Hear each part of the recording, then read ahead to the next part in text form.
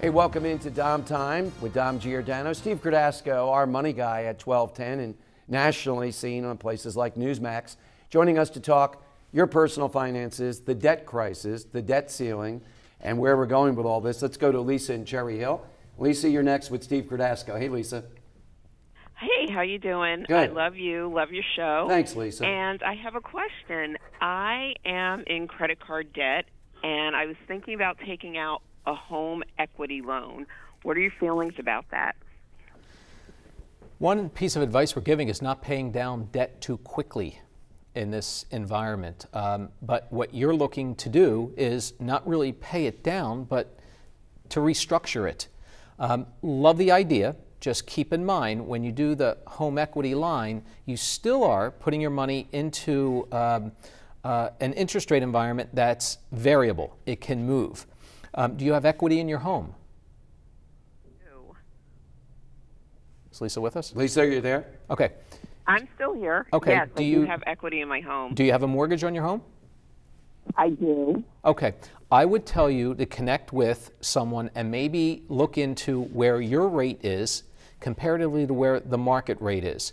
Right now, anywhere from mid-threes up to 4%. And then you can get yourself a fixed rate if you do a refi and tie in that credit card debt to it. That would be my first choice. If you can't do that, then I do like the other choice of a home equity line because it will be a much lower interest rate than the credit card interest rate. Here in Jersey, in Cherry Hill, First Colonial National Bank, Jerry Sylvie usually on weekends helps a lot of our callers in how to restructure that type of debt that you have. So I would tell you, without a doubt, try to lock it in today's low interest rate environment with some type of refi on the property that you own there in Cherry Hill. Thanks, Lisa. Thanks very much. Thanks for listening and viewing. Steve, tomorrow, the Congress votes, and it's a drop in the bucket. It's only $60 billion, speaking of homes. We are central of Pennsylvania and New Jersey. The ravages of Sandy are real at the Jersey Shore, various pockets, and way up the coast, even more so. And as I understand it, Congress will have two bills tomorrow. One is about $17 billion for Sandy, but then there's an amendment to add $33 billion more on top of that. What's your thoughts? Well, you know, you got to dig into these things. There's a lot of fat inside of that, and it'd be nice to see it peeled apart. And the stuff that goes into really helping people who need help, obviously we're for. But from what I understand, that was the first piece. So what do we need the second piece for? I'd like to have more transparency to it. And less bullying. It just seems like politicians today are bullying, and either side of the aisle. I mean, you have Chris Christie wants to be a bully and bully this thing through, and the president today bullying people on the debt ceiling. We are not a deadbeat nation. Just remember that, Steve Cardasco. I think we are. Not yet, right? Not yet. I don't know how we're paying it. Yeah. Right. So I guess when you can make a promise and a sign of a pen and say we will pay everybody, at some point we run out, and it's musical chairs. And who's going to be left without the chair, and when will that be? Exactly. 30 seconds, one thing, if people tonight would do one thing with their money, what would you say to do? Pay yourself first.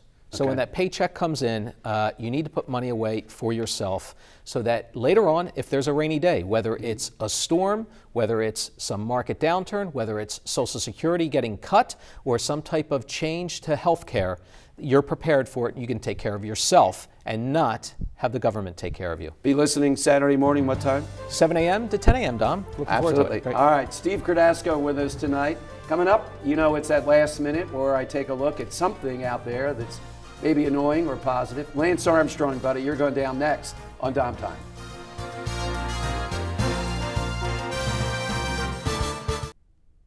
Hey, welcome back into Dom Time. There is breaking news tonight. In fact, just moments ago, that Lance Armstrong, apparently in this interview with Oprah Winfrey, has confessed to what sadly has become more and more apparent. Now, I'm a guy who defended Lance Armstrong, was called naive, was called all kinds of things. One of the reasons is what he did for charity, what he did for people maybe viewing tonight that have cancer, and what hopefully he could have done for kids. We need heroes. America needs heroes. And I believe just because guys like Lance Armstrong ultimately were proved to be phonies doesn't mean we still should not be searching for heroes. But Lance Armstrong, to me, has to do a heck of a lot more before he gets forgiveness. There are forgiveness bullies out there that we ought to forget everything. What about the people that competed against Lance Armstrong?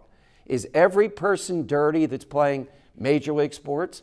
I don't think so at all. So the guys that did steroids and walked out with pumpkin heads, they don't belong in the Hall of Fame. And Lance Armstrong is one of the leading candidates tonight to be on the Mount Rushmore Hall of Shame.